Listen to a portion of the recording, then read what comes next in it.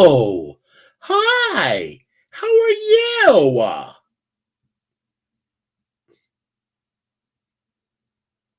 You're on mute, darling. Oops, what's going on in the YouTube lands and the Facebook lands? And I was on mute. So I was in mute land. Right. Baby, you said the most incredible things and no one heard it. Right. I just had to say it again. Like, baby, what's going on? What we doing? Yes, Greg. I'm showing a little cleavage, Listen, for today. He's feeling a little hot and Clevelandish. That's what it is. Oof. He's feeling a little hot and Clevelandish. Gotta, organize it so it's just right. There we go. Oh, that's it. Just let the whole boot fall out. Okay, there it is. Right. What? You want some of this? Yeah, girl. Get into it, honey. Listen, the kids they either gonna get into it or they're gonna have to get into it or get out the way. That's what they're gonna have to do. Right. That's it. So, but welcome back, world traveler. Your ass has been around. I know, honey. I was going to say that this weekend was going to be the first weekend that I will sit down in a month, but it is not because 2 weeks ago or 3 weeks ago, I was in, So the weekend of the 20th, I was in Los Angeles. Then, the weekend of the 14th, I was in Los Angeles. Then last week, or the weekend of the 20th, I was in New York City. Mm-hmm. Then last weekend, I was in San Francisco. And then this weekend, I will be back in New York City for our brother Cortez, who is running for Mr. Eagle NYC. That's right. I think you did post that on. I think he did. So so I'm not sharing tales out of school. But before we get started, we want to say congratulations to Lola, who is our first viewer who joined today, followed by Grace and Dylan and Desmond and Greg. So thank you all for joining. We are so excited to have you on the show. We love it. I got to spend some time with Greg this weekend, so that was lots of fun. And so it'll be part of my all of the things that we talk about. The Bluetooth device is ready to pair. In a new segment that we're going to call The Full Report with Opinion Onyx. Come on, Full Report. Yes. So yes, girl. So at some point, I need to sit down because I am tired. Hey, Parker. Hey. Yes, and I got to see Parker too, but we will get to all of that in a minute. But before I get to my full report, how are you, dear? I haven't seen or talked to you in a minute. Listen, now you're making me self-conscious, Greg. Listen, I am okay. I have seen better days and better moments. I'm having struggles internally about this working situation, and other than that, that's all I'm going to talk about right now. But all is well. I don't really have too much to complain about at this particular point, but I do know that there's going to be some. I'm just thinking about a lot of different things, and change is something that I think is brewing for me. So we'll see. But I know a change gonna come. Yeah, I mean, yes, indeed. All I can say is it took me a minute to realize what I do not want to do anymore, and so I kind of know that this is not it. This is it. It's what I don't want to do anymore. Right. That's all. And I will figure out the rest as I go along. And that's it. For sure. Yep. So, but it's not about me anymore. It's about fish. No. It's about you. And how was your 9 weeks off and traveling around the damn world? I would not say that. I did have a lovely time. So, since we skipped the show last week because I was in New York City or in San Francisco, we got to go back with the wretched to 2 weeks to New York City. So I went up there. Remember, I was get your popcorn out. It's the Dominion show right now. Come on, he's going to take us all the way back. We're not doing the yes. This is the Dominion show. Come on. So we I went up to meet up with one of or with some work colleagues, to talk about things and stuff and opportunities because a change is gonna come for me too. And so that Friday night, I went to a party called Scum. And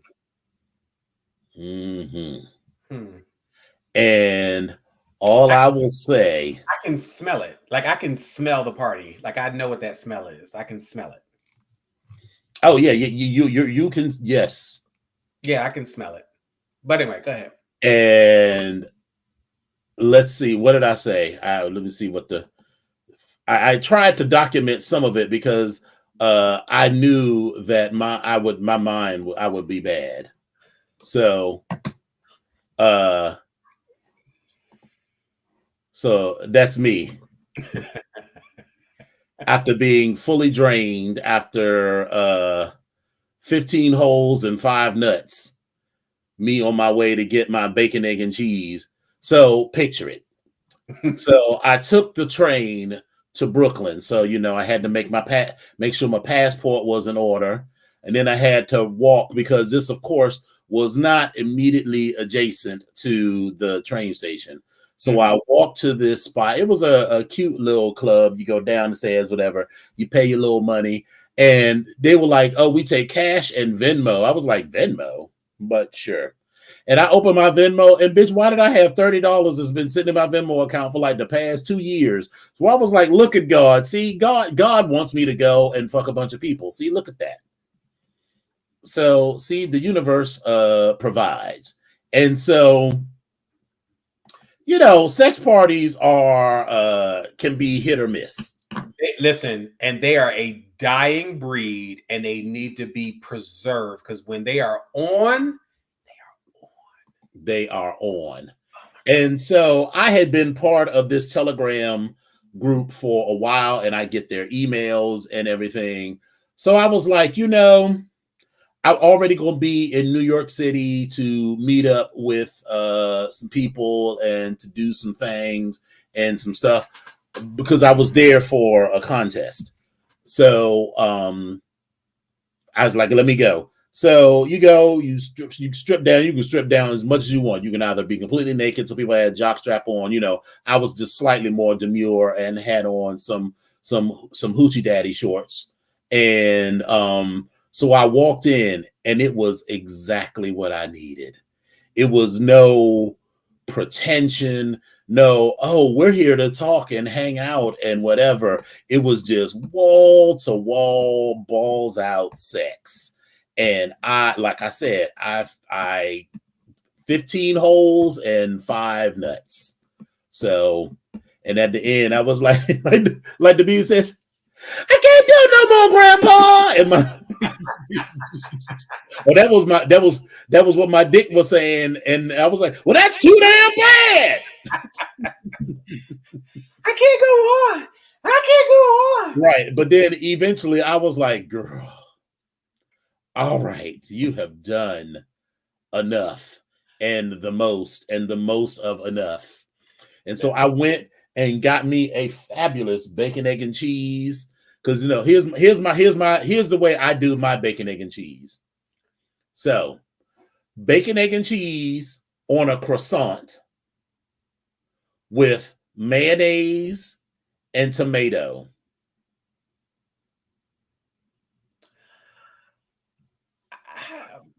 I don't know if I'm against that. I just don't necessarily know if I would have put that together. But okay, I mean, I guess it gives you a little fresh burst in your mouth, maybe. Exactly, it's it literally is a burst of freshness in my mouth. after all of the bursts of freshness that I left in various holes in the city. Oh, some of those 15 were repeat clients. Repeat clients for that evening, or repeat clients for that evening. So you've been to a sex party, and most of our viewers have been to a sex party, and especially for those of us who are tops, you'll go to the party and you'll fuck somebody, you'll be like, oh, this was good, and then you'll be like, I'm gonna bookmark you. And then you go and you do a bunch of other people, and then you like, yeah, let me come back. Pick that book. I'm getting ready to leave. I'm gonna get this to go bag, this to go nut. Yeah, this exactly. I need a parting gift. So let me just get this one more time before I go. And then like a couple of people was like, I wanted you to stay and fuck me more. But I was like, baby, this is a sex party for me. And while what you got was a quality fuck, it was a brief fuck. We are not here. We're not here. We're here for a good time, not a long time. Right. So you each get maybe a minute or two. Well, maybe not. I'm not even gonna lie. It was not 2 minutes. But it's not that I'm a 2-minute man. It's that for me, the excitement is the variety of the people. I wasn't there. This wasn't a date. This was me finding a bunch of random people to play in and play with. So I did all of that and got my bacon, egg, and cheese on a croissant with mayonnaise and tomato, extra cheese. And then when because they all. What kind of cheese are you doing? American cheese. Okay, I just want to make sure. Okay. I have started actually getting into Swiss, but in combination with American cheese. I don't like Swiss cheese, but Swiss cheese has a nuttiness to it. Exactly, Parker. A to-go nut. Exactly. I just need a to-go nut to tide me over. I needed a to-go nut at the end to tide me over. Because here it is for me. You fuck 2 or 3 people, you get that first nut. And that's usually the most powerful one. Well, no, not really. The first nut is like to prime the pump. And then you do 2 or 3, and then you find one that you really like. And then that's like the best probably nut. And then you're like, should I leave now? Because I fucked like 7 dudes at this point. And I've been here for like an hour. And because I'm not literally just like hole to hole to hole to hole. I'll fuck somebody and then sort of walk around and let my batteries recharge, but also my mental, because I'm getting off on the mental of watching other people fuck. That's why I don't like a bathhouse, because everybody's fucking in the little cubes. Well, no, listen, bathhouses have their pluses in they have their pluses in mind. They do. And so if I find somebody that I really like, then I'm fine with going into a little spot, but I'm generally interested in the group dynamic of the whole thing. And so that doesn't really do me. So after like the third nut, I swear to you, I was about, all right, girl, so I've fucked 9 people, so I am good. Let me pull up these pants and walk away. And as I was walking away, this one hole was like, fuck me. Fuck me. Hey. Fuck me. So then I fucked him, and then I was like, well, since I'm here, might as well fuck another. And then I got the 4th nut. And then I was like, girl, I'm looking at like, girl, I got to go. I want to go do shit tomorrow. I need to go. And he was like, okay, all right, you can go. And then we was getting ready to walk out the door. We was getting ready to go, because you got to go reclaim your clothes. And so I'm looking at my tag to see what 5043. All right, girl. So let me just go get my tag. And then somebody else, and my dick was like, if you don't get your goddamn ass back in this motherfucker. Listen. And then after the 5th nut, where I was probably just, it was a little substance, but it was mostly smoke. That you had peeled out. It was like, right. And this had all happened by like 1:30, because the party was like 25 between 10 and 11 and like 35 afterwards. So I was like, I don't know nothing else to do, so let me just go. Let me do this because I wanted to go get my bacon, egg, and cheese because I knew I was getting my bacon, egg, and cheese. There was just no way that was not going to happen. So is I that wanted to your beat. go-to? Is that your go-to after the sex club? That is my go-to to go to the little bodega or to Bread and Butter and get me a motherfucking bacon, egg, and cheese. So after the fifth nut, I was like, I am leaving. I'm to my own dick. I'm like, la la la la la la la la la la. I do not hear you. I do not hear you. I do not care about you straining at my hoochie daddy shorts. No, no, no. I fucked more than 15 dudes. I'm certain of that. But I lost count at 15. That was how good, because remember I told you the story about the first time I went to Mount Morris and how it was full of all of the cute Black and Latino boys. And so there was just all of these cute Black and Latino and white and Asian boys there. Oh my God. It was just so many beautiful men, thick, thin, in the middle, short, tall, whatever. And I was just like, yes. Like you said, the universe provided. It was what you The needed. universe provided. So I get my bacon, egg, and cheese. And the next day, y'all know that I'm weird. What? But my go-to meal is usually at the 7-Eleven. It's a hot dog, some cashews, and the 1/4-pound spicy Big Bite. And if now I get that when I'm home in DC, but that's only because there are not bodegas in DC where I can get a fucking bacon, egg, and cheese. Because I know, and you know that I know that you know that if 7-Eleven sold could make you a from scratch bacon, egg, and cheese biscuit, or if there was a spot that was even relatively convenient for us to go to at 3:00 in the morning, we would drive. And by relatively convenient, I mean let's say here we are at the Green Lantern and that bitch was in Tacoma Park. There is a good chance that we might actually go to there, but there is no such spot. Well, there is, but remember, but it's still, and it's closer to me now. But the diner, the College Park diner. That's true. Okay, so that is a little too far. But you is perfect. Yeah, but the other part is it's sometimes it may not give what you want. It ain't hitting. It's not that it's not hitting, but it's just the food is great, but it's all the people and whatever's going on. That's the distraction for me. But anyway. Right. And so the next day, I went to my favorite spice store and bought $100 in spices. So I have everything. I got a big old package of smoked paprika and, a bunch of other stuff. I got some nutritional yeast,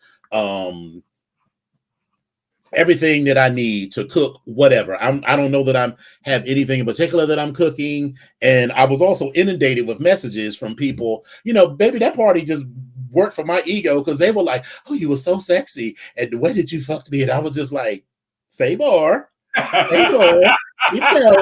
Keep going.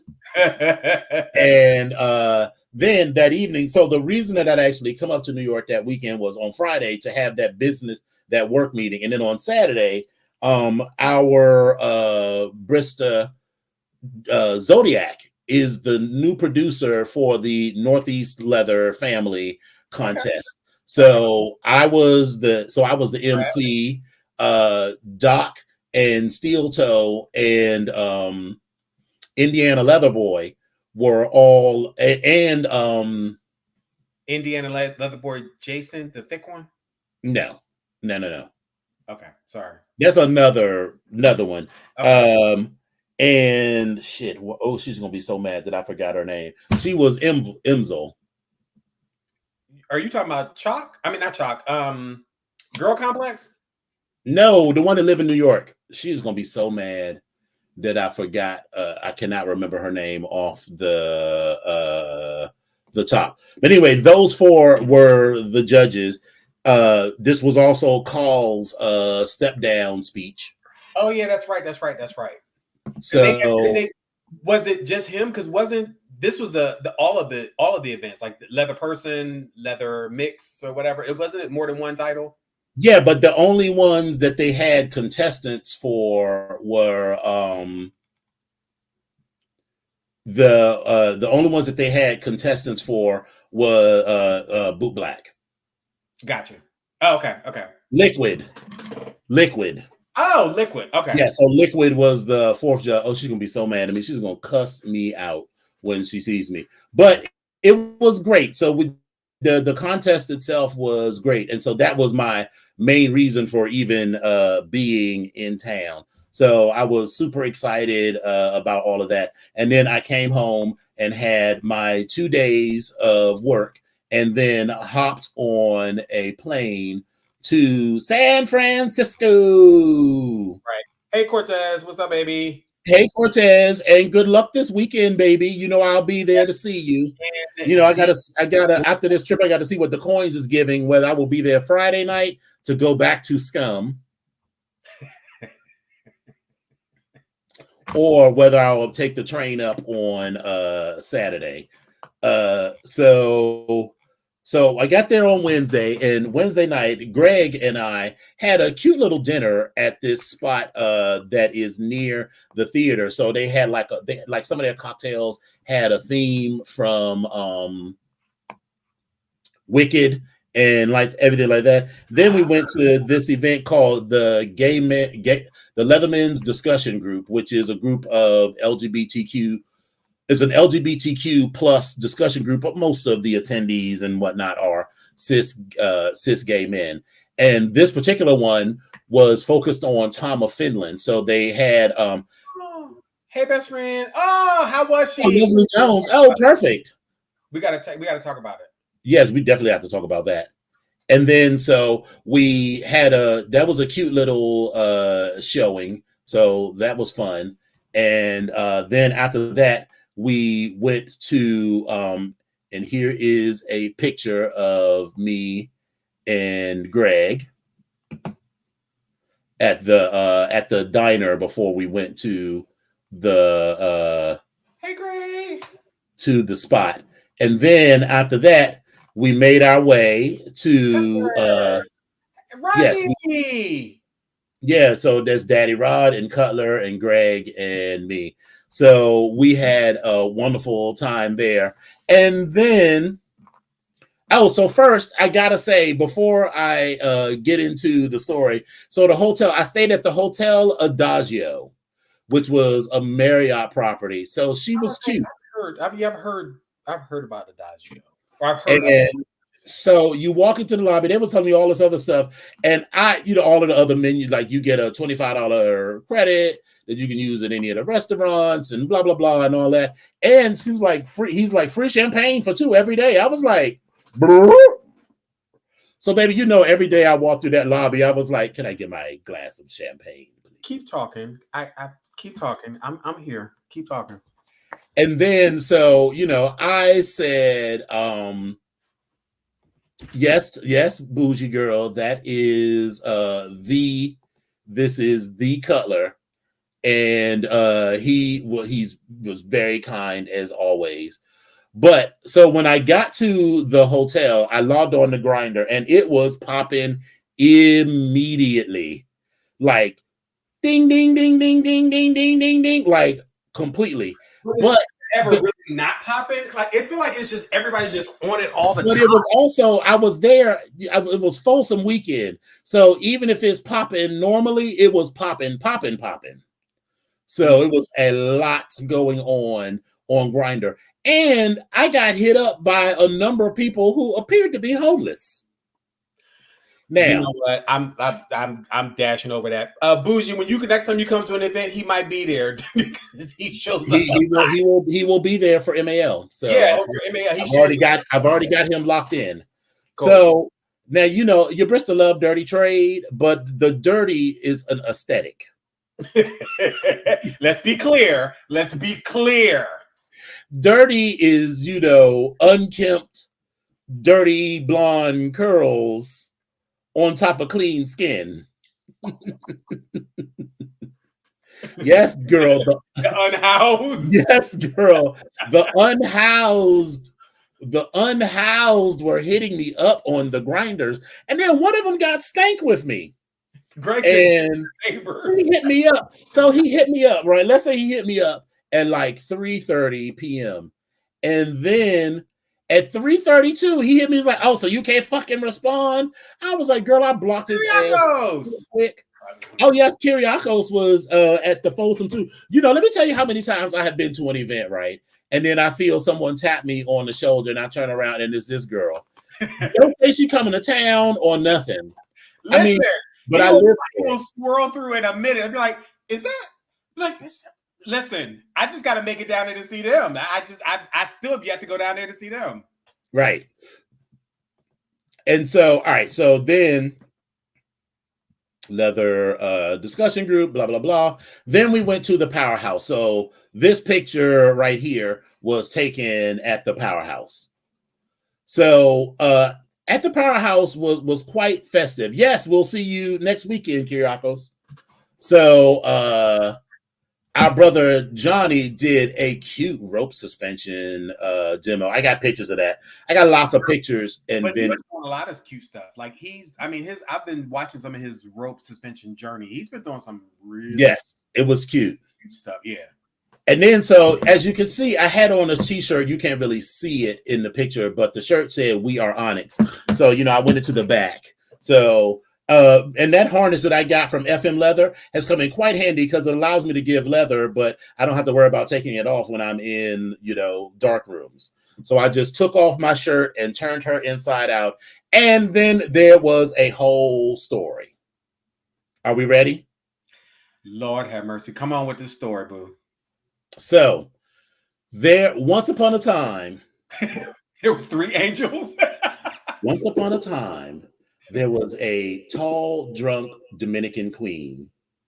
Oh my God. Which we will abbreviate as DDQ. He looked like a pre-sunken place Sammy Sosa with a Woody Woodpecker style perm. So picture it. He's got this pompadour on the top that's giving height. Now this dude is already like 6'3", and he's like 6'6" with this pompadour. And he kept getting into it with the girls in the dark room, which is not particularly dark. It is really not. It is not dark at all.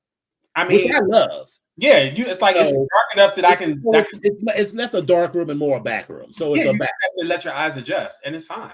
You don't need to let your eyes adjust. It is light enough to read by. So it's not as bright as this. Okay, but you can definitely read by that light. Okay, so first, drunk Dominican queen got into it with 2 elderly black twinks, and by elderly, you know, elderly in the gay community is different. I mean, he's not literally elderly.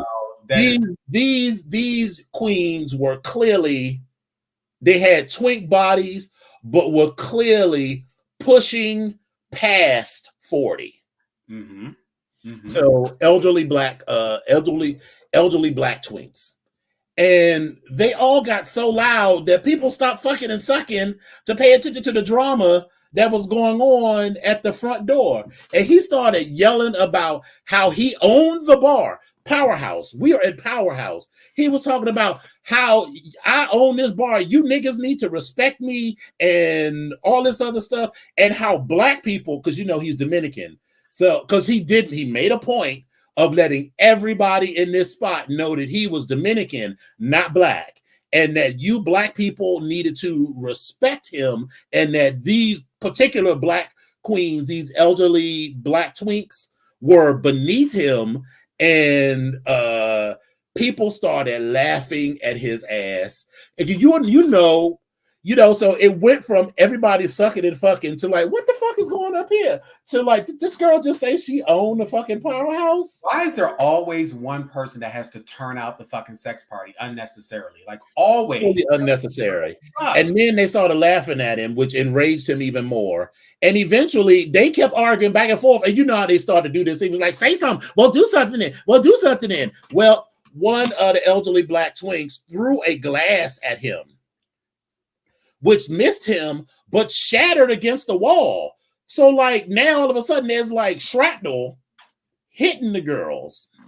And then so that chart. Are we surprised? Because listen, because the thing when you said past 40, baby, listen, that's where it's like, okay, I'm gonna try to walk away, but if you still keep fucking with me, I'm gonna just go ahead and do what the fuck just comes naturally. No, they were all drunk. They were all drunk. Okay. It was a lot going on with all of them. Okay. All right. So the glass shattered on the floor, and then eventually management came and threw him and the elderly black twinks out. So the cute staff guy made a show. He was like, "Oh my God, all of this glass on the floor. What about, think of the knees. Think of the knees." So he cleaned up the glass. So that was cute. Then somehow, so they threw you out. They threw them out of the, because you can leave from the back room directly out of the club. Okay. So they threw them out of that, and you heard them arguing outside, but that was happening outside then. So it was less interesting. So people went back to sucking and fucking. So then somehow the drunk queen made it back into the club and back into the back room. Because, I was there for research. I'm here to, I am here for you. I'm here for you and you and you and you, and especially you. I'm here to report the findings. So I did leave the back room. Gentlemen, Dominionics, he's a giver. I am a giver. I am a giver, and I give till it hurts. And I did come out of the black room several times to say hello to Greg and other people and whatnot. But yes, I eventually did make my way back to the dark room, or the back room. And the drunk Dominican queen came back and then proceeds to hit on the first attractive white boy he saw. And this guy was he wasn't the most gorgeous man I ever saw, but he was cute. He was cute. He was actually cute, not backroom cute, because there's a difference. There's backroom cute, and then there's daylight cute. Right. This guy was daylight cute. Okay. Listen, I get it. Anyone that's ever been in, well, I'm not gonna say all that, but right. I get it. And then so he got back, and by hit on, I mean he drunkenly grabbed this guy's dick and says, like, hard, because he was drunk, so he didn't know his own strength.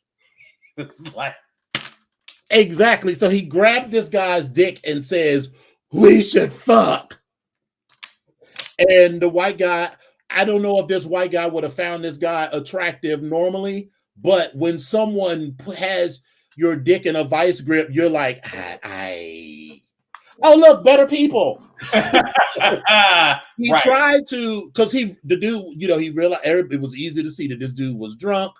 And so he tried to be like, I'm good, brother, or whatever he said, and try to slide on past. But the dude was, so after the first embarrassment, the guy says no and then tries to slide on past. And then it was then, of course, now drunk Dominican queen, here we go.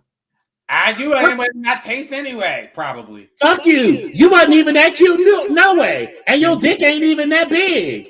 And then as the guy slid past, he was like, and see, no ass at all. And people was like, but you wanted to fuck him, though. Spot the lie. So then when everybody was like, girl, you listen, this is Folsom weekend. You're not going to ruin my vacation that, my lights might not even be on when I get back home. So, I am here to have a good old time. So they ignored him, and then he left. So then with the air clear, so this guy came up to me who looked like Ben Kingsley. Do you know what Ben Kingsley looks like? I most certainly know what Ben Kingsley looks like. And I have always thought Ben Kingsley was cute. Not and I want to marry him kind of cute, but he's interesting to look at. And so let's put it this way: he was more darkroom cute than actual cute. But it was now that for me would be a darkroom cute. It'd be like, oh, okay, well you got all your teeth, all your okay, exactly. Here we go. Okay. And so then he comes over and gives me the world's least enthusiastic blowjob. I'm sitting there or standing there because it's like, what are we get ready to do here? I mean, And the sad part is the only reason why you were probably still excited because you were in a room full of everything else that was going on. That's probably what kept you excited. Exactly. Listen, and then once he sort of realized that I wasn't into it, so he stood up, strumming my pain with your fingers.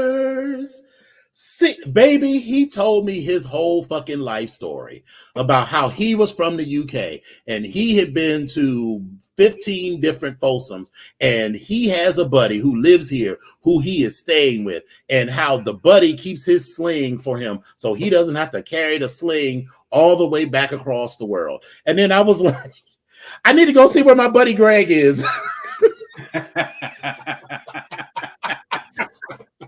Like, Greg, you know the role. Listen, assume the role, Greg. Assume the role. And then I don't think I did not say I just said my buddy. I didn't name check him in case he was like, Greg from Albuquerque? That's the guy that has my sling. We saw too. Oh, we can hang out all night. I'm like, without it being like, son of a bitch.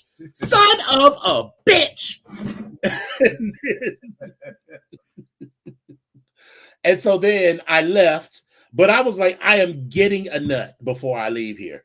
And so then this because my research wasn't complete. So I still had to I had come up with the thesis for the night, but I had not finished my dissertation for the evening. I was gonna say, what was your thesis statement? My thesis is that mouth do a lot. That's okay. So we can see where. Well, actually, my thesis was like San Francisco holes feel better than holes elsewhere. That was my thesis. That thesis was actually disproven, or the results was inconclusive because this short, furry Latino pup came up and showed me that at least for that night, it was not about the hole, it was about the mouth. Oh. So he more than made up for the least enthusiastic blowjob with, I mean, it wasn't the most enthusiastic blowjob, but it was a good blowjob. And so I was like, good. And with that, by, even though we were on the West Coast time, by this time I had been up for 26 hours. So I was like, great, I've got a nut. I'm looking around, I was like, where can I find the bacon, egg, and cheese on the croissant? Rich, I would have been delirious about for 26 hours. I would have been delirious. And so I settled for some pizza and got back to the hotel.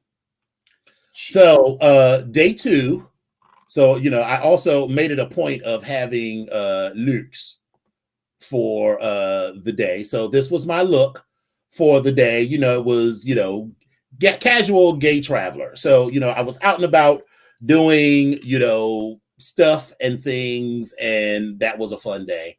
And then my day 3 look was, I was going to go hang in the Castro and do like real gay San Francisco stuff, like go to the Castro and go and I got to show you my crown. So I'm gonna go pick up the crown. To the Castro, I don't think, not as an adult and knew that I was there. I don't think I've been in the Castro as an adult. And so then, at the suggestion, I had been looking for a place to get my nails done.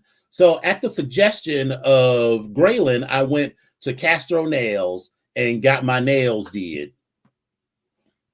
Glitter. Listen, for all those that want to know, he is. If you've watched Silence of the Lambs, you can tell that he's a townie because he has glitter fingernails. He's real fabulous. He's a townie. Mm-hmm. He's from the town. And so everyone knows that my nails are always that the pointer, the index finger is always orange, and the other nails are always black. So it's the same color palette generally, but just with glitter because I was in San Francisco. Like, why not? So that ended up being lovely.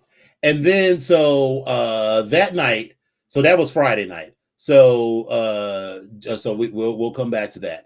So we'll pause there. So Friday night, we went to the San Francisco Eagle for our brother Jamal, who is current IML, for his fetish carnival. And this guy who was there, you know, what's my signature move? Which situation are we in? What are we at? We're in the club. All right, this is somebody that you're dancing with, or somebody that you're talking to. Like you've had your because I was gonna say it depends on who it is, because there's a finger and that's what I'm saying. Yes, that's the signature move. Okay. So for everyone that knows me, my signature move is finger in the butthole. Okay, I just want to make sure, because I was like, okay.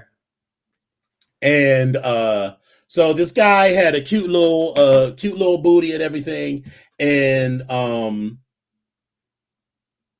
I rubbed his ass, and then I was like, I asked him, I think, can I play with your butthole? And he was like, sure. So I started rubbing my finger in his crack, and it was wet.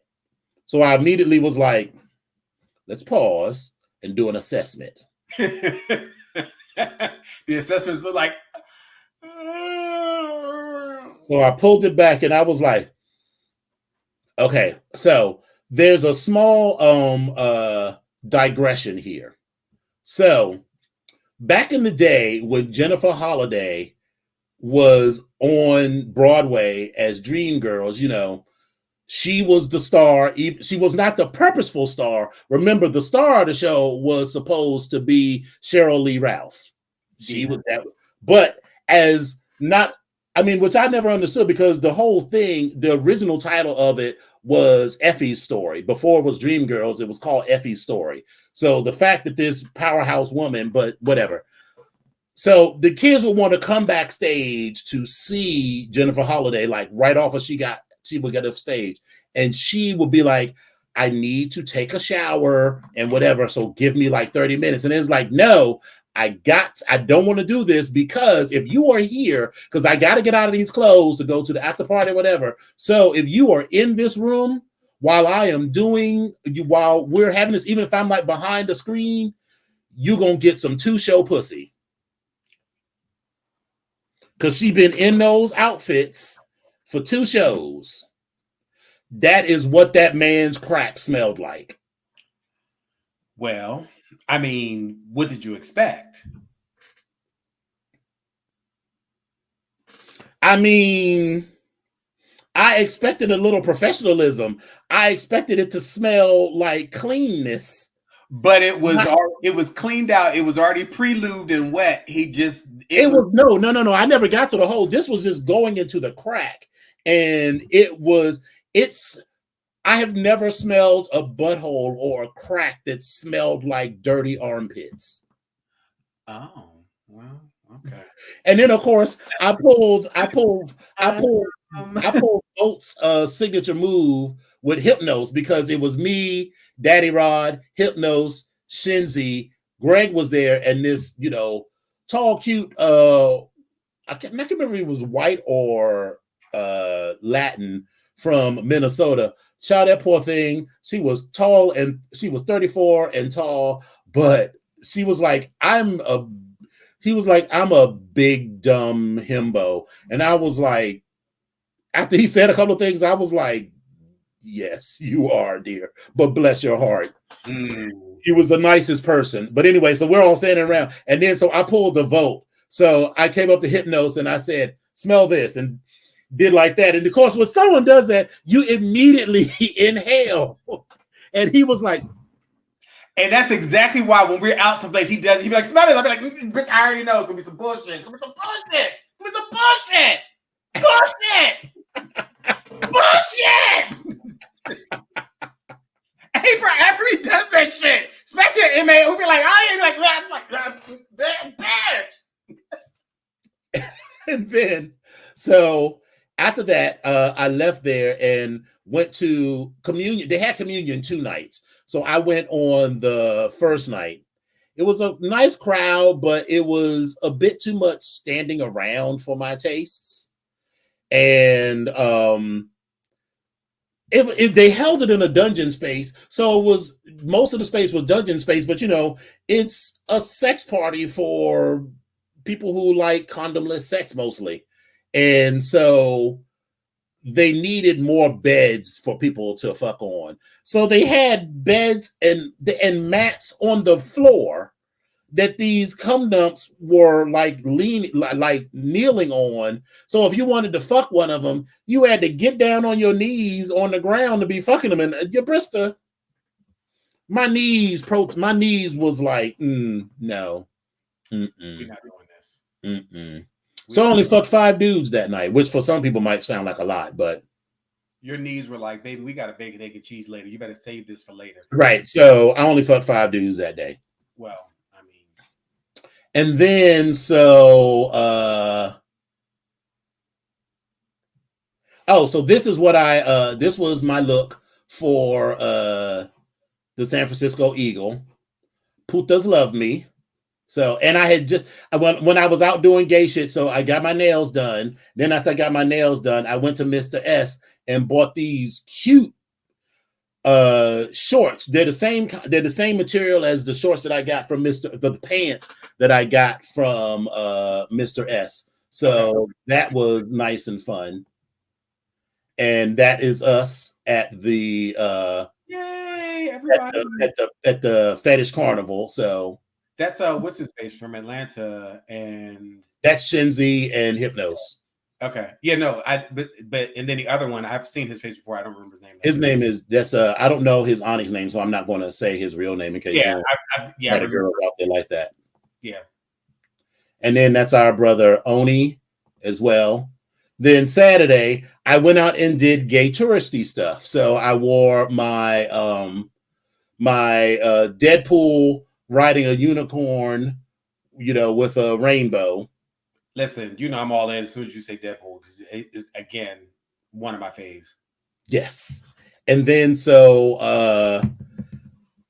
our friend and friend of the show, Aztec Daddy, took me out for breakfast, but I couldn't fully enjoy the breakfast because what Doxy Pep is. Mm-hmm.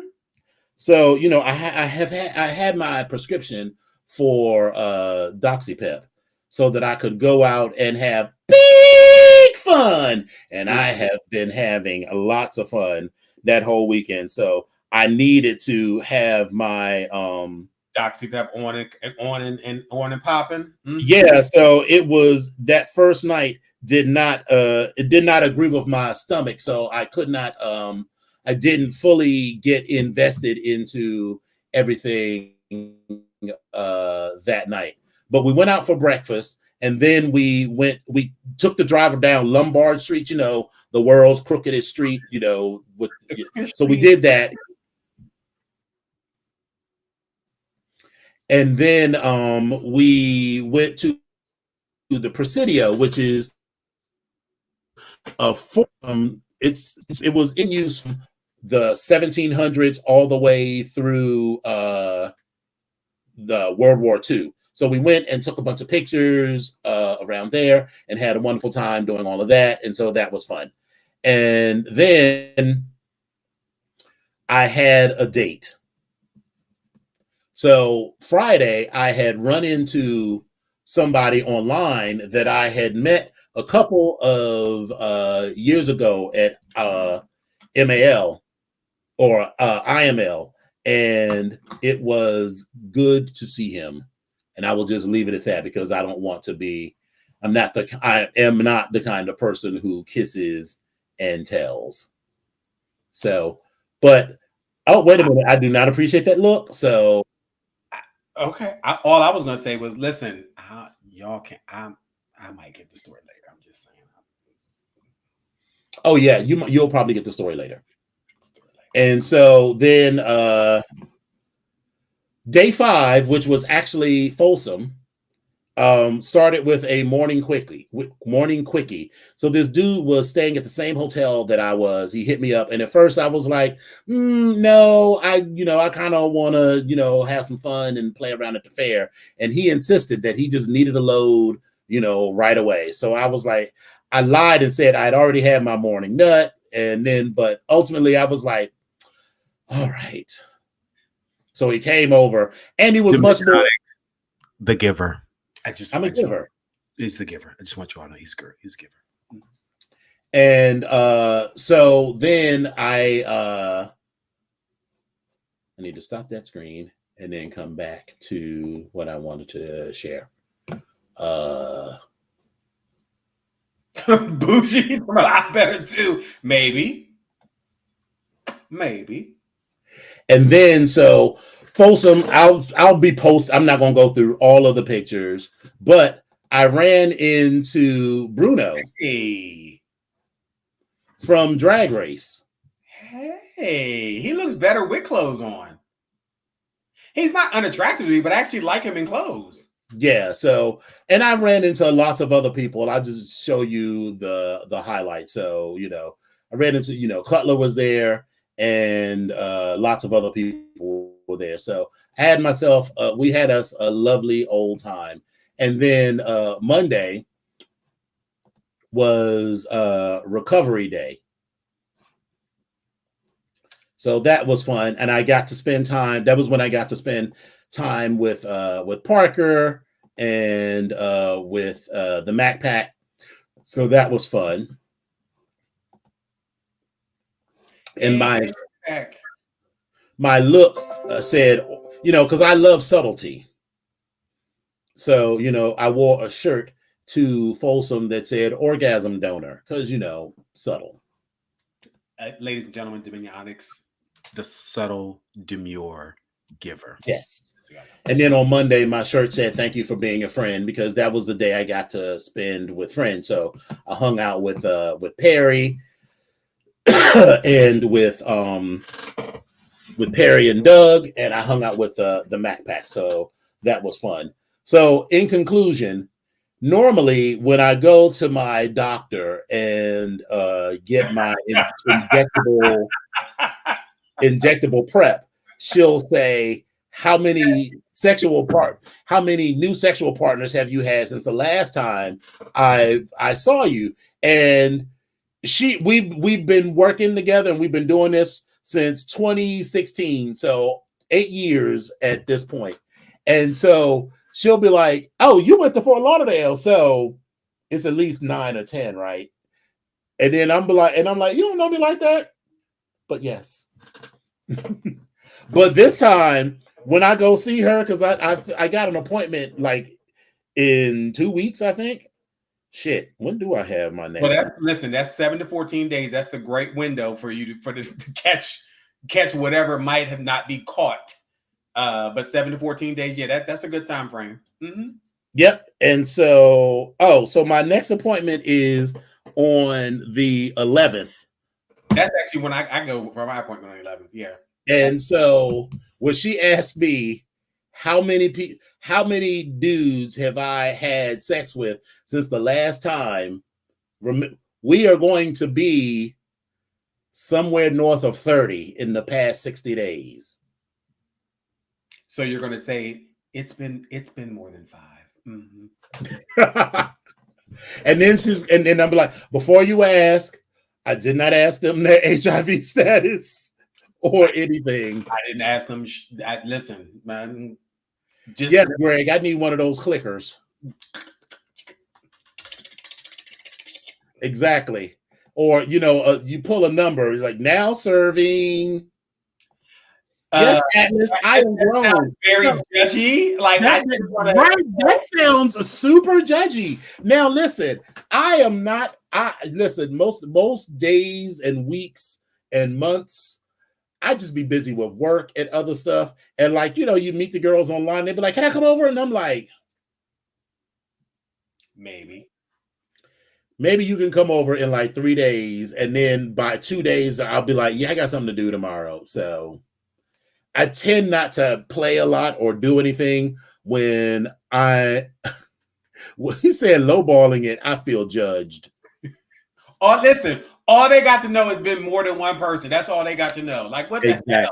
It's going to be the same treatment if it was 1 or if it was 100. It's going to be the same treatment. Exactly. And I don't appreciate this treatment that I'm receiving right now. I mean, I'm just saying, not that I've been there, but I'm just saying I know it's just the same thing. I'm just saying. Right. Treatment. So that was fun. And so overall, I had an absolutely wonderful time outside of the sex, which really was just confined to the evenings, during the day, hanging out with friends and all of that.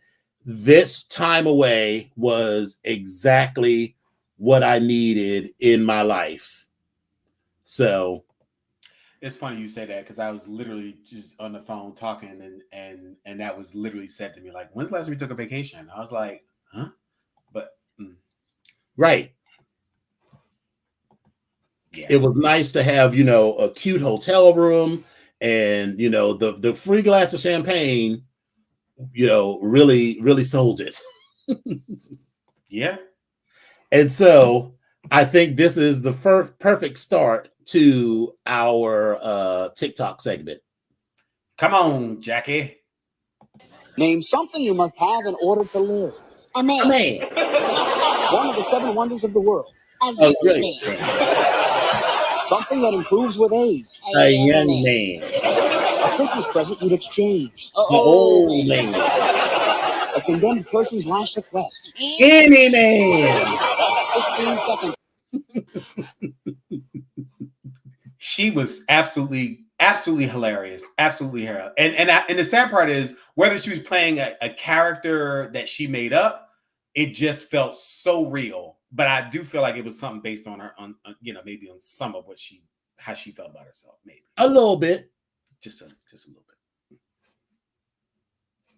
Oh, there was one more that I forgot.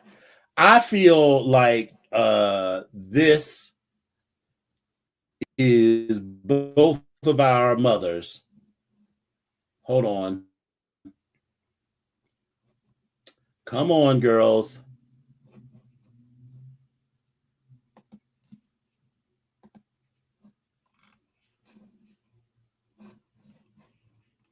Now she want to be like, oh, I'm delicate and demure. Come on.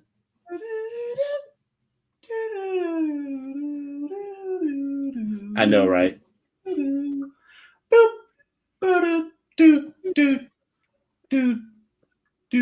Boom, boom. Dude. We're gonna do it again. Hold on. But Atlas, what's going on? You just get in the picture. What's going on? Why you just getting here late? What's going on? We'll come back to that. But you can drop it in the chat. Mm-hmm. To download an application on my cell phone called Cash Application. And when I do, it's going to get my money from the bank, put it to my phone, put it to your phone, and put it to your bank, Shadidra. You living in a fairy tale, baby girl. They not going to give you that money. They going to take that money. Okay? How they going to get my banking information then? No, I am not. Now, you may give them your information, but I'm not giving them mine because I got some sense. See, you don't have no sense, and you don't have no money either. Now, why I can't go down to Bank of America like I've been doing for the last 25 years and say, Janine, because she worked Monday through Friday, can I have my own money out of my own bank? And she put it in my hand. I'll bring it to my house, and you come get it tomorrow. Huh? What's so urgent that you got me getting ready to download an application to my cell phone called Cash Application, Cash App, whatever? Now, like I said, I'm not downloading nothing on my cell phone. Nothing for them folks to come and take my money just because you so trusted. Now, I said I go to Bank of America, and that's what I do. That's all I'm going to do. And matter of fact, this is going to be the last time I give you some money because you need to get yourself together. Baby. I said tomorrow, Shanitra. That is Stephanie Louise Agnes Green Swilling to a T. Listen, there was a part in there where I felt like Mary Alice was really preaching. That's why I was like, oh, girl, come on. Like, oh, girl. But listen, I get it. I get it. And it's weird that when you sit back and think about it, that we literally are doing what she said we're doing. And it's just really weird that it works. Mm-hmm. But hey. And the funny part of it, I had this same conversation with my father when I would be like, Dad, you can just pay the bill on your phone. Baby. The fuck you mean pay this bill on my phone? So how the fuck they supposed to get my bank information? The shit you say, baby. You can give them, I swear to God, you can give them your bank information. Because I swear to God, he was saying, because you so trusting.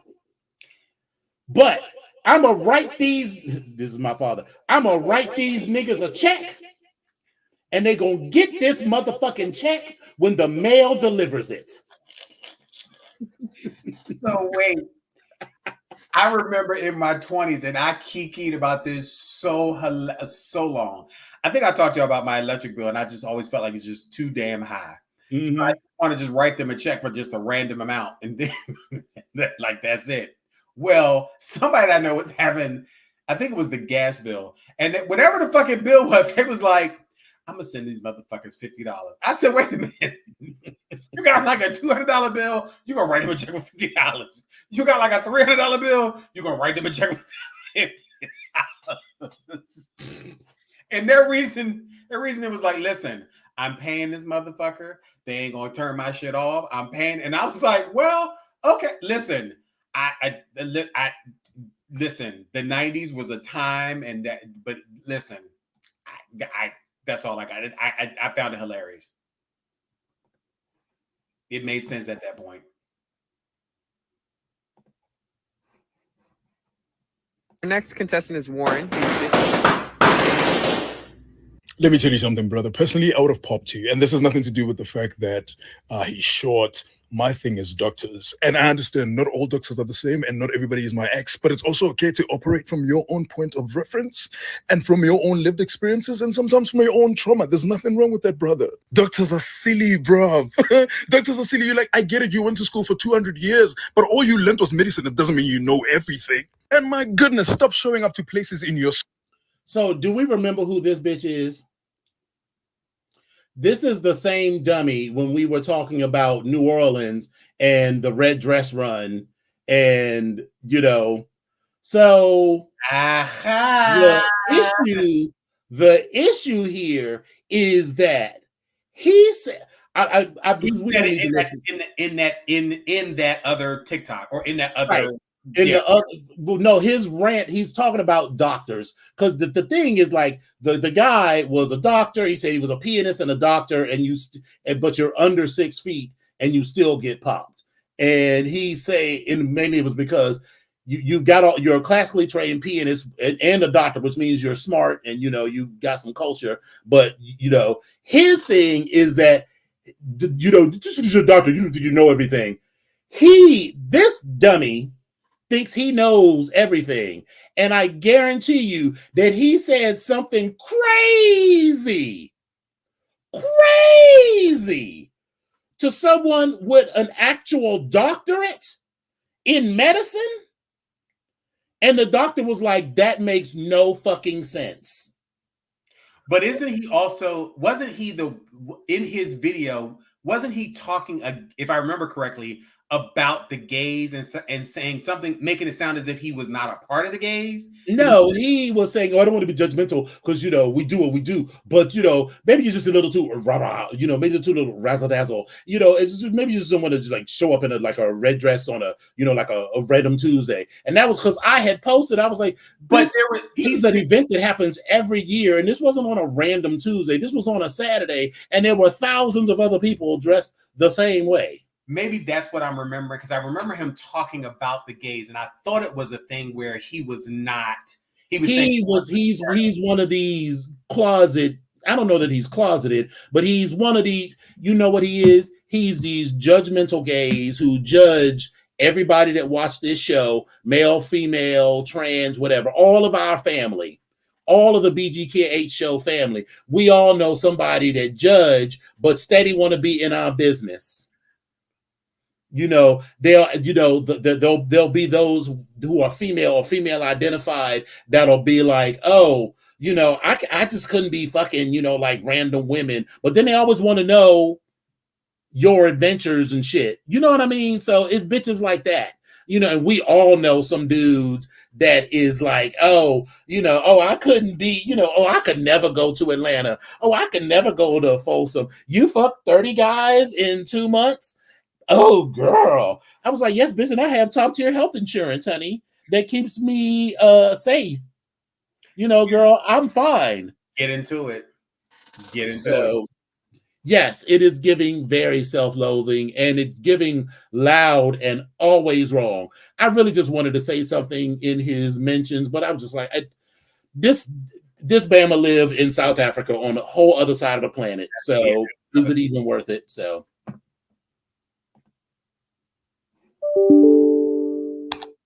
good morning. Per my previous email. Oh, okay. Here we go. Hi, Craig. You useless. Can't send that. Oh, I know. I'll use Quillbot to paraphrase. So let's take what I wrote and make it more friendly. Wow, that's too friendly. Let's make it threatening, but not enough to get me sent to HR. There we go. That's good. So I want us to pause. You can't really see it, but let me read you what he said initially. Hi, Craig, you useless asshat. This is the 100th time you asked me the same fucking question over email. I purposely didn't respond to your last email because I figured you might finally try to use one of your only 2 brain cells to search your inbox for one of my previous responses to this question. And then the doctor responses, hi, Craig, you really need to step up your game. This is the 100th time you asked me the same question over email. I chose not to respond to your last message, hoping you might finally take a moment to search your inbox for one of my previous responses to the question. That's still a little spicy for the company That's a little spicy, yeah, because it's the 100th time and all that stuff. But listen. Right, but get this. That's good. Yeah.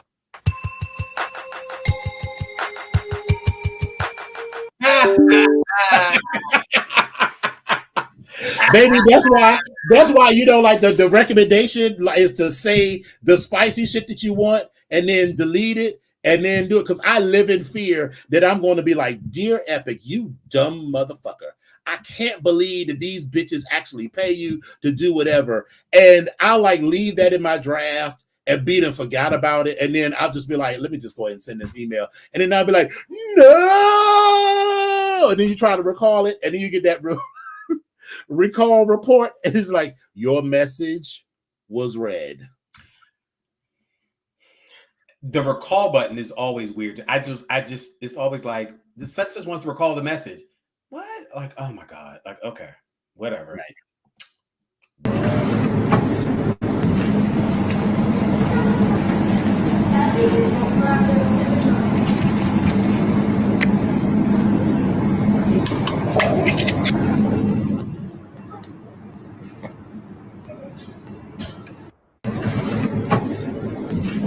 All right, so a baked potato, cut it open, butter, cheese, looks like seasoned salt, pepper, garlic, or whatever that is. You whip that shit up all beautifully. It's real cheesy. Looks good to me. This is sour cream, I think. Sour cream, peas, and carrots, and black olives. I'm out. And green olives, and corn, and tuna fish. I just want to say that this is a war crime. This is an emergency room visit, because you're gonna be pooping for like the next 3 days. I don't even like canned tuna like that. I mean, I do. I will eat. Occasionally, I'll have like a yearning or a hankering for some tuna fish, and I'll make a little tuna fish salad. But as a rule, I do not. And I certainly, even if I ate that, I would drain that shit into a strainer first. I would not literally just open up a can of tuna and pour it, juice and all, directly onto my food. Ooh. I don't understand the tuna and the potato part, but I don't get any of that. Now, when you make fritters, you take like, you could use like day old mashed potatoes to make it, but that's not what this is. Yeah, no. War crime. I'm gonna say no. Straight to jail with you. You're telling me to download an app. We already saw that one. Sweetheart, this is your reminder. We die at the end of this. Fuck them. Somebody mistreat you, don't know how to treat you. Fuck them. Family member don't know their role, don't know their place. Fuck them. People constantly being disrespectful to you. Fuck them. Them kids. Fuck them. We die at the end of this. Sweetheart. The way that spoke to my spirit. Listen, I know what you were talking about with work is speaking to yours too. Girl, we die at the end of this. Yep.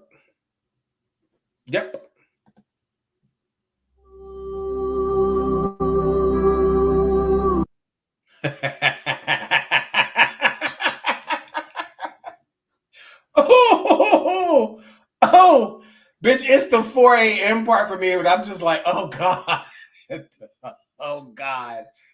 So of course, it's always the night before that I don't get any sleep. So it's like, bitch, why are you gonna lay down at 12:30? You gotta get back up. So I Monday night after hanging out with Perry, I was gonna go to another sex club because I was like, we're already at 30, so why not go for more?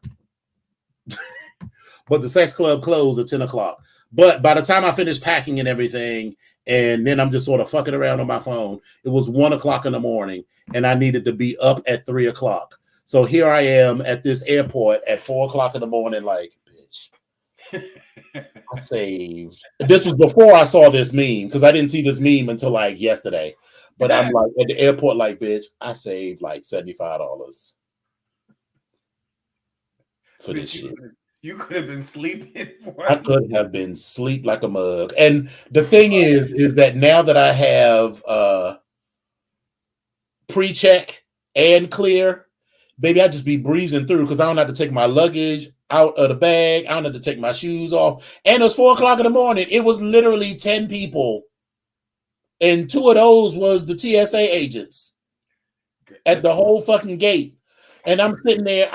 So I am sitting there through security, eating my breakfast because there happened to be a spot open at like 4:15 in the morning. They don't start boarding my flight until 5 o'clock. I was like, bitch, I could have slept for 30 whole more minutes. Yeah. But the downside of that is, or the reason I did that was because I got home at 3 o'clock. Remember, when you're flying back across the country, you're losing time. Yeah. So if I had gotten a flight that left at 8, I might not have gotten home until like 10:30, 11 o'clock at night. And then knowing that I had to come to work today, at least that gave me a little bit of time to get my shit together. Yeah, so, I'm trying to think of what's the best time to leave, because I don't like those red-eye flights, but then they make sense, but then they don't at the same time. So it's like the red-eye flights to me, so here's the thing. Because I went to architecture school, my body is trained to stay up late. Because like when you were talking about 26 hours, I can do 26 hours easily. I can even do up to 30 hours easily. Now, when I was 22 years old and still in architecture school, the most I have done, architects, we love to do a project at the last minute. Sure. So here we are on a Wednesday. The project is due a week from today.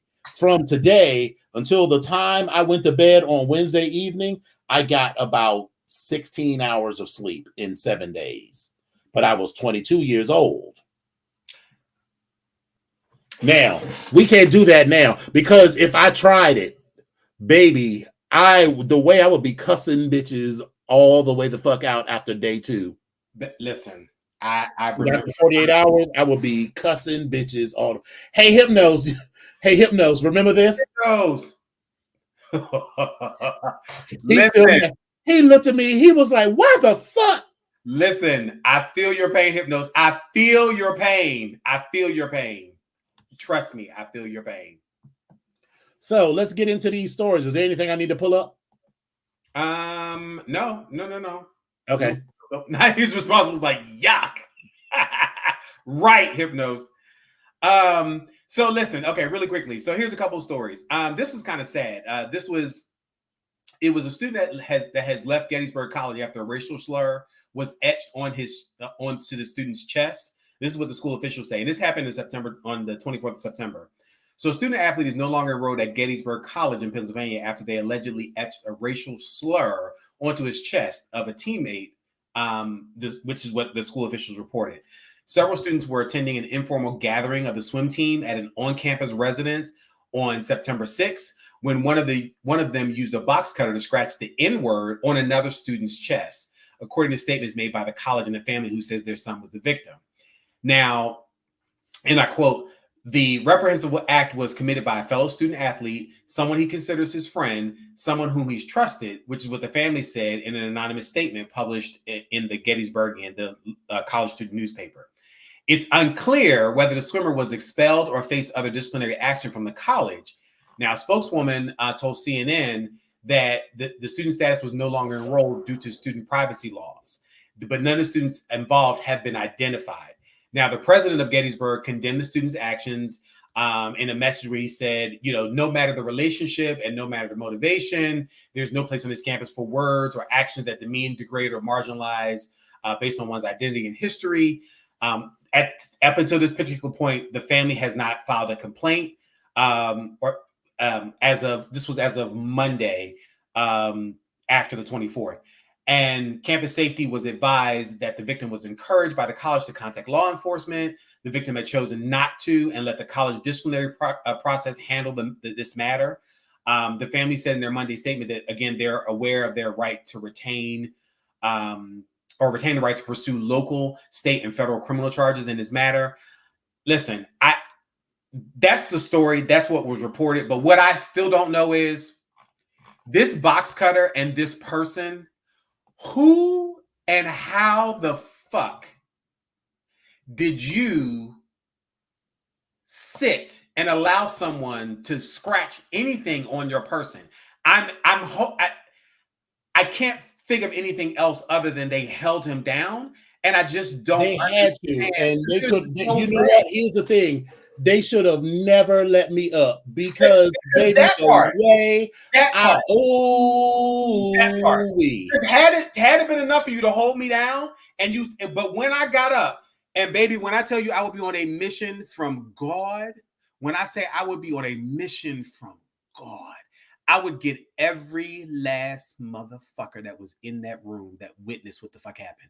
Baby, I'm going to have a photographic memory. Baby, I'm going to remember all your motherfucking faces, and I'm going to get every last one of you, one by one. Let's be clear. Anyway, there's 2,200 full-time undergraduates enrolled at Gettysburg. Among the students from the United States, 62% identify as white and 21% identify as people of color, according to the school. So, listen, I know it's not a lot of y'all up there, but baby, all it would have taken is just one, just me. Once I got up, get every last one of you motherfuckers. Baby, Gettysburg ain't but so far away. We can roll. Every last one of you motherfuckers, I would have got every last one of you, and I'd still be getting you. And then if you really piss me off, I'd go after the rest of your family. But I digress. I'm gonna come down. Child, I'd be like, all right, girl. Imagine running into these hoes in like 10 years. And now you're in a position to hire one of them because they beat and forgot about. Oh yeah, girl, the way. Because when I was reading the story, I was like, yeah, so he ain't grab that box cutter and at least slice one of them on the wrist or something. Because that's the only way I figured that you gonna hold me down and put that. But okay, anyway, I'm gonna leave that. I'm gonna let that go. But I hope that this person is doing well, and I hope that they definitely pursue some legal action because you need to, because this, in my opinion, could be a hate crime. It is a hate crime, and I guarantee you this ain't the first time he has done something like this. At all. So, but again. Right, and like Greg said, how can everyone else have let it happen? So everybody else just stood there while he did this to the guy. Like I said, the way I would have remembered everybody's face in that motherfucking room, and one by one, I would have took you down like a bad motherfucking black and white horror movie. I'd have took y'all all down. But anyway, some sad news. Acting legend Maggie Smith, star of stage film of Downton Abbey. Star of stage film and Downton Abbey, died at 89. Maggie Smith was the masterful scene-stealing actor who won an Oscar for The Prime of Miss Jean Brodie in 1969 and gained new fans in the 21st century as the Dowager Countess of Grantham in Downton Abbey, and Professor Minerva McGonagall in the Harry Potter films. She died that Friday when she was 89. Smith was frequently rated the preeminent British female performer of a generation. That's Redgrave, Judi Dench, with a clutch of Academy Award nominations and a shelf full of acting trophies. She remained in demand even in her later years, despite her lament when you get into the granny area, you're lucky to get anything, which is what she said.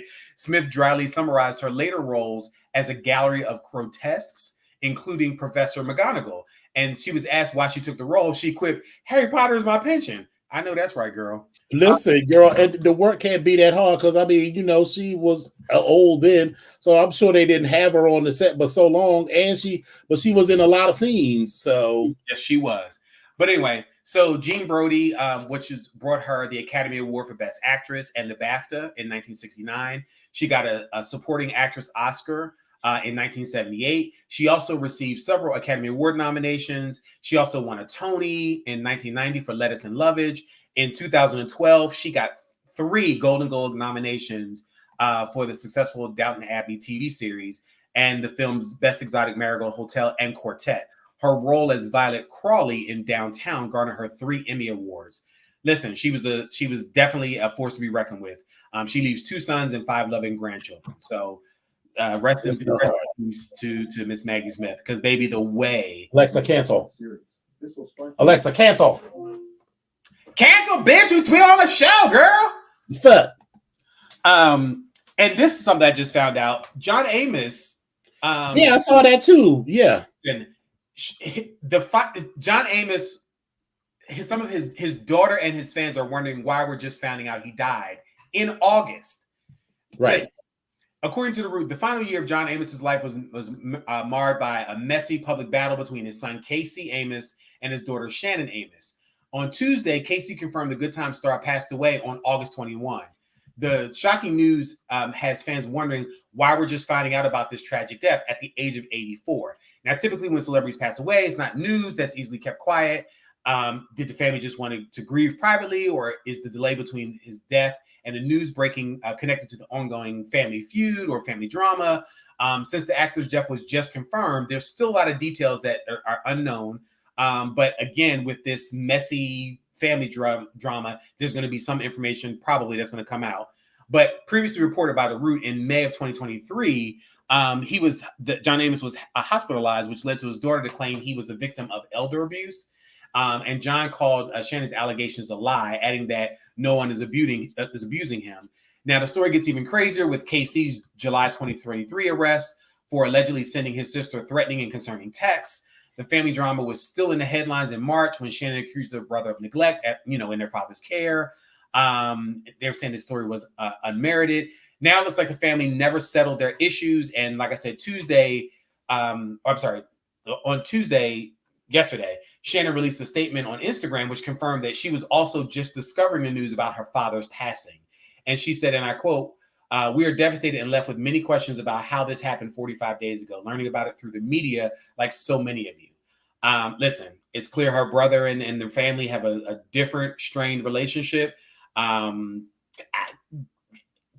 Like was brought up in this article, even if the two of them were not speaking, you would think that somebody from the family would have heard something or told her something. But listen, I don't know.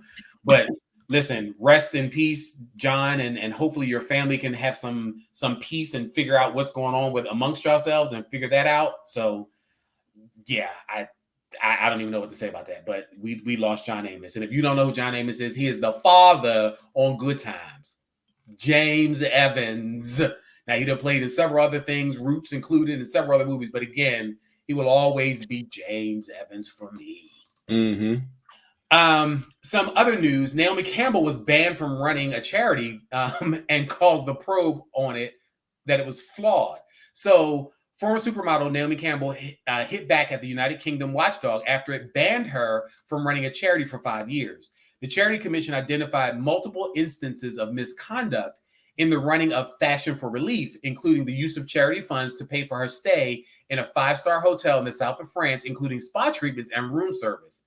But Campbell, 54, called the body's findings deeply flawed and said she had instructed new advisors to investigate what happened at the charity.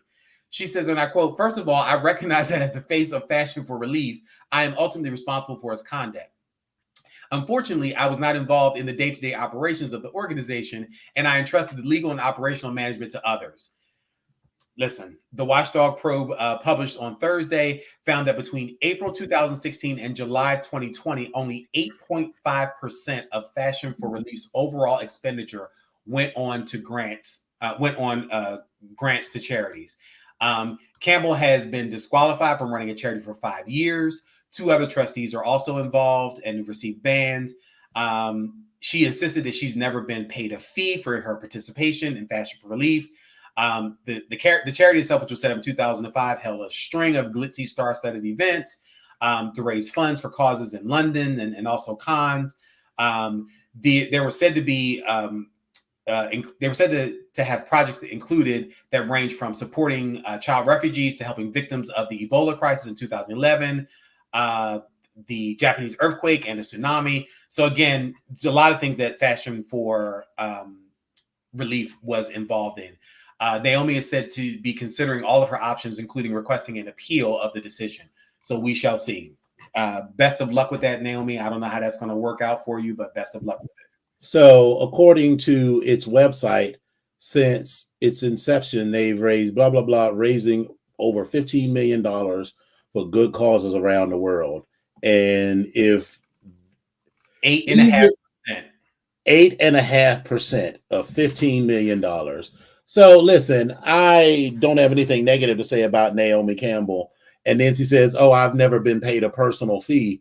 Yes, girl. Okay, so they didn't pay you a personal fee. But if, as the executive, they put you up in a 5-star Italian villa that cost, $80,000, $90,000 and you didn't have to pay for anything, yes, was that an expense of the organization? But, when people donate money, they don't, this is for any charity, but when people donate money, they don't think that they're paying for Naomi Campbell.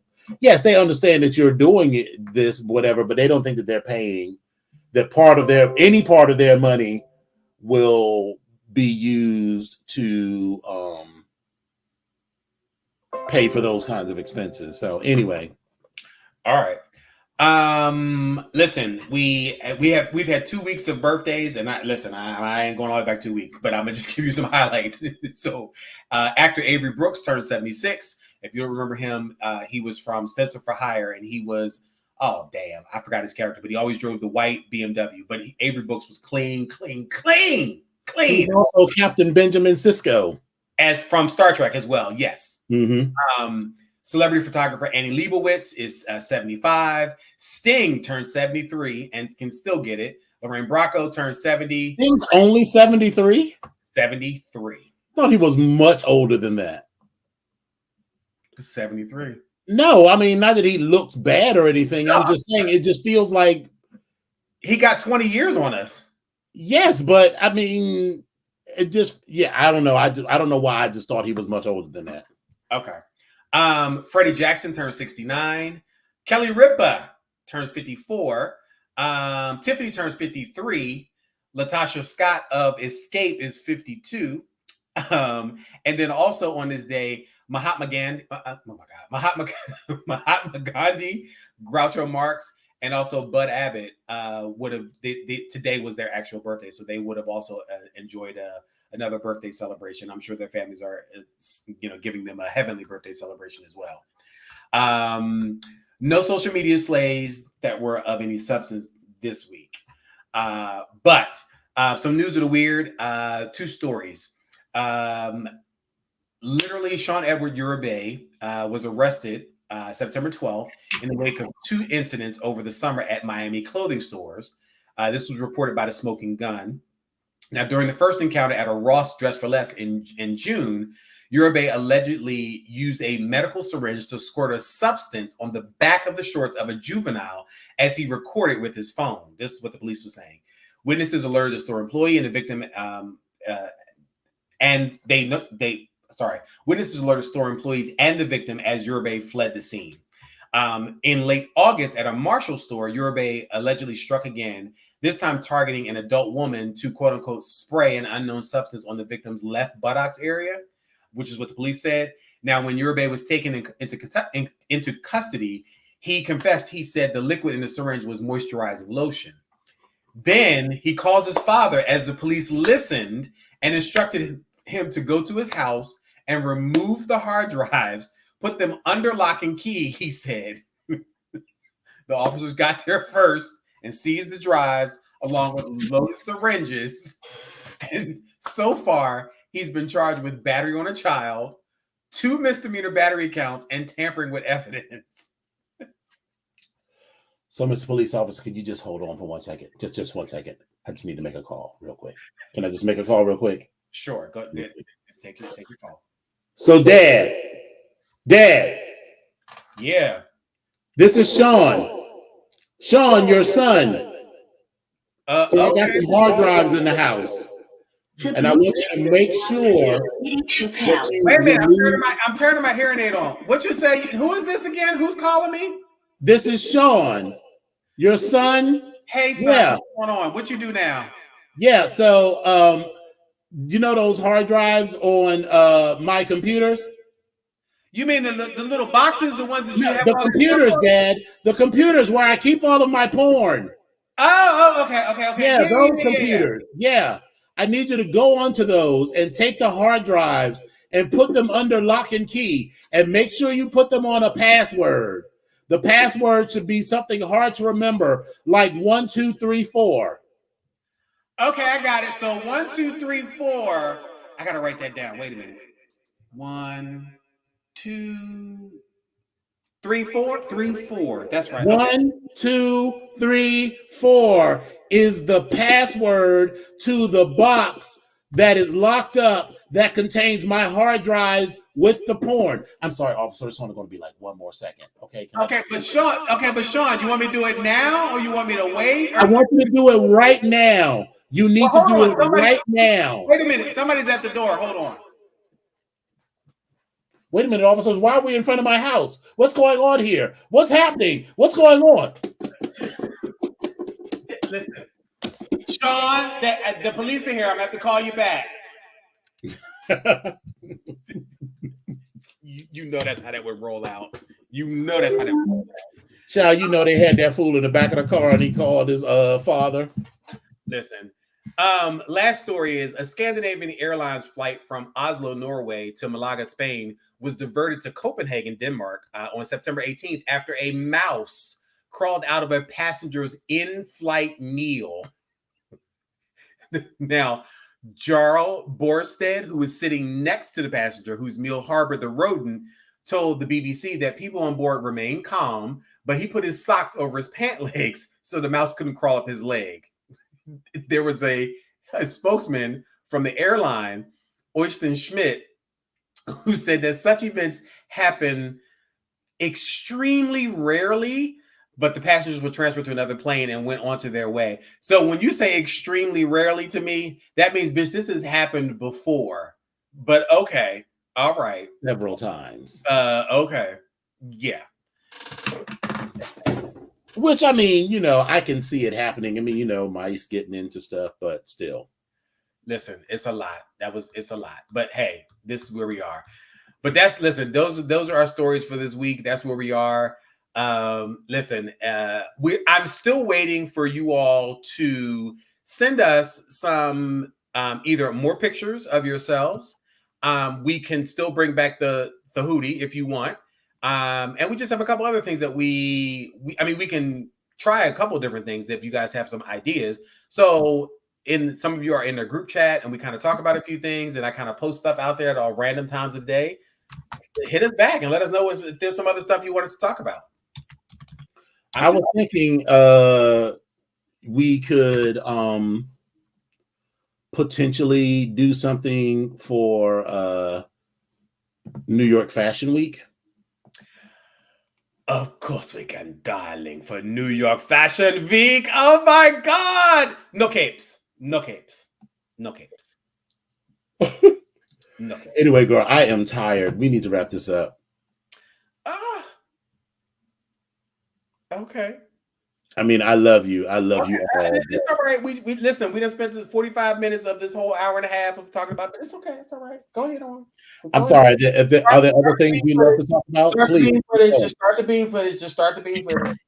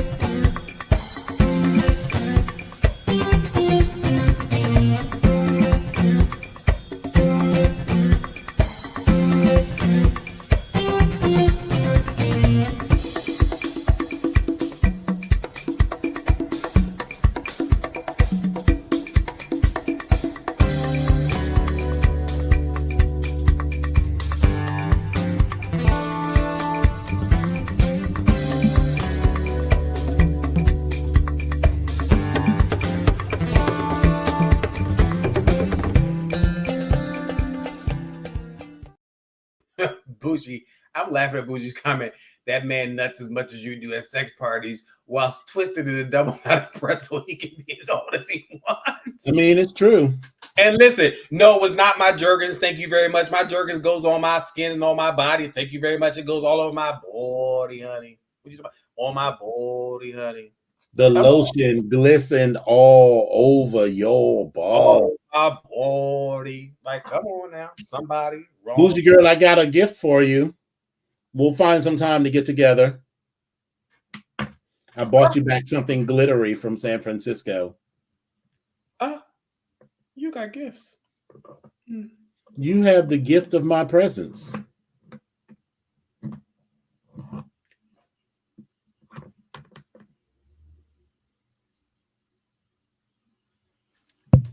Is this on? Hello, is this on? Okay. Anyway, I have had a wonderful time. It was so good catching up with all of you. I love you all to death, and it is always a highlight of my evening. But baby, I feel my miles running down. I get it. I got to jump on and do some stuff, which is another reason why I'm pissed off. I'm ready to jump back on and do some stuff. Work stuff?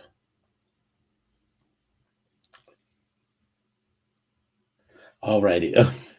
She got more tits than Epic. This is true. Spot the lie. Any last words, Mr. Epic? Bougie got a lot more titties than me. That's it. All right, kids. Thank you. Thank you all for coming out. God bless you and good night. Bye.